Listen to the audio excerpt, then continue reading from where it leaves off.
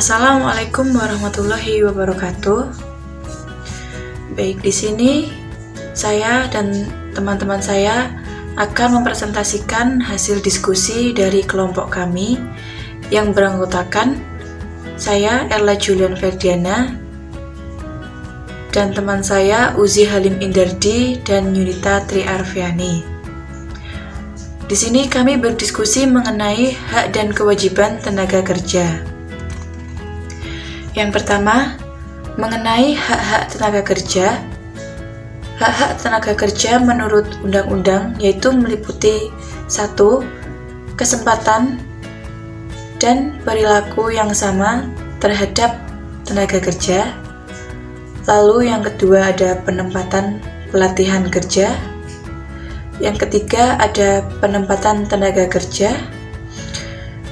Yang keempat ada perlindungan, pengupahan, dan kesejahteraan untuk tenaga kerja. Lalu untuk kewajiban tenaga kerja itu sendiri, sebagaimana hak-hak yang diterima, setiap tenaga kerja wajib memenuhi tanggung jawab. Beberapa kewajiban yang harus dipenuhi oleh setiap pekerja adalah sebagai berikut, yaitu 1. Menyalurkan aspirasi secara demokrasi. 2. Menjaga ketertiban dan kelangsungan produksi. Lalu yang ketiga, mengikuti aturan-aturan dari perusahaan itu sendiri. 4. Menjalankan pekerjaan sesuai dengan kewajiban yang diterima oleh tenaga kerja tersebut. Dan yang terakhir adalah mengembangkan keterampilan serta keahlian di dalam sebuah perusahaan tersebut. Lalu untuk berikutnya akan dijelaskan oleh teman saya. Terima kasih. Baik, materi selanjutnya yaitu komponen pengelompokan upah. Menurut Kementerian Tenaga Kerja Republik Indonesia, komponen upah dibagi menjadi 3 kelompok, yaitu upah pokok, merupakan imbalan dasar yang dibayarkan kepada pekerja menurut tingkat atau jenis pekerjaan yang besarnya ditetapkan berdasarkan kesepakatan.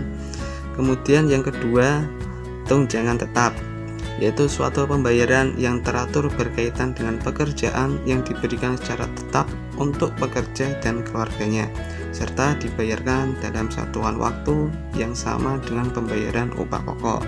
Contohnya, tunjangan istri, tunjangan anak, tunjangan perumahan, tunjangan kematian, tunjangan daerah, dan lain-lain.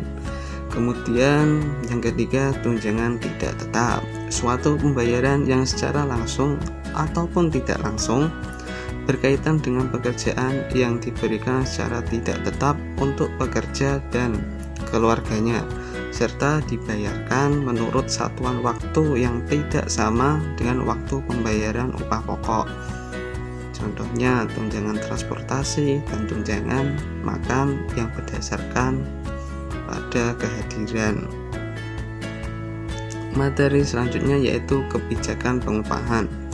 Pemerintah mengatur kebijakan pengupahan antara lain upah minimum, upah kerja lembur, upah tidak masuk kerja karena berhalangan, ataupun upah karena menjalankan hak waktu istirahat kerjanya, serta mengatur bentuk dan cara pembayaran upah, dan mengatur denda dan potongan rupiah, serta hal-hal yang dapat diperhitungkan dengan upah.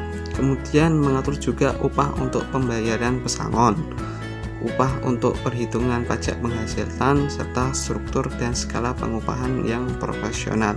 Materi selanjutnya akan disampaikan oleh teman saya. Komponen pendapatan non-upah. 1. Fasilitas, yaitu kenikmatan yang nyata atau natural yang diberikan oleh perusahaan. Contohnya seperti fasilitas kendaraan untuk antar jemput pekerja, adanya sarana ibadah, dan memberi makan secara cuma-cuma. Itu juga bentuk dari pendapatan non-upah. 2.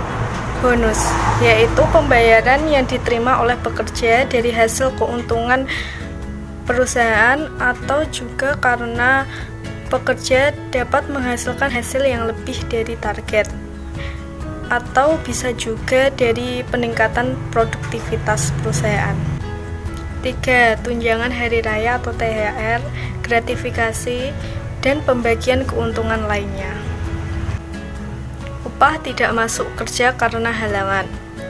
Pekerja menikah dibayar untuk 3 hari, menikahkan anaknya dibayar untuk 2 hari, membaptiskan anaknya dibayar untuk 2 hari, mengkhitankan anaknya dibayar untuk 2 hari. Istri melahirkan atau mengalami keguguran dibayar untuk 2 hari. Istri atau suami, orang tua atau mertua, anak atau mantu meninggal dunia dibayar untuk 2 hari. Anggota keluarga dalam satu rumah meninggal dunia dibayar untuk 1 hari. Cukup sekian presentasi dari kami. Bila ada kata yang menyakiti, mohon untuk dimaafkan. Terima kasih.